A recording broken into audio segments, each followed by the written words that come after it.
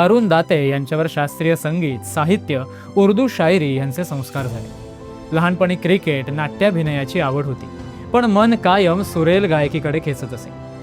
अरुण दाते यांनी सुरुवात केली शाळा, कॉलेज, मंदिर आणि स्थानिक संगीत स्पर्धांमधून। त्यांच्या आवाजातील गोडवा आणि भावनांनी लोकांचे हृदय जिंकले। त्यांच्या गाण्यांमध्ये शास्त्रीय संगीताचा हलका तडका, शब्दांचे उत्तम उच्चार आणि गोड आवाज यांचा सुंदर मिलाप असे। त्यांचे लोकप्रिय गाणे शुक्रतारा, मंदवारा, भातुकलीच्या खेळामधली राजा आणि राणी, अखेरचे येतील माझ्या तेच शब्द ओठी इत्यादी आजही श्रोत्यांना भावतात।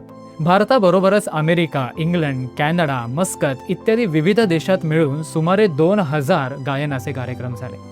काळ बदलला, गाणी बदलली, पण शुक्रताराची जादू आजही तशीच आहे आणि कदाचित म्हणूनच अरुण दाते आजही आपल्या आठवणींमध्ये जिवंत आहे। तुम्हाला अरुण दाते यांचे कोणते भावगीत आवडते हे खाली दिलेल्या कमेंट बॉक्समध्ये नक्की शेअर करा आणि पुढील अपडेट जाणून घेण्यासाठी आमच्या चॅनेलला सबस्क्राईब करा आणि बेल आयकॉन प्रेस करायला अजिबात विसरू नका। धन्यवाद।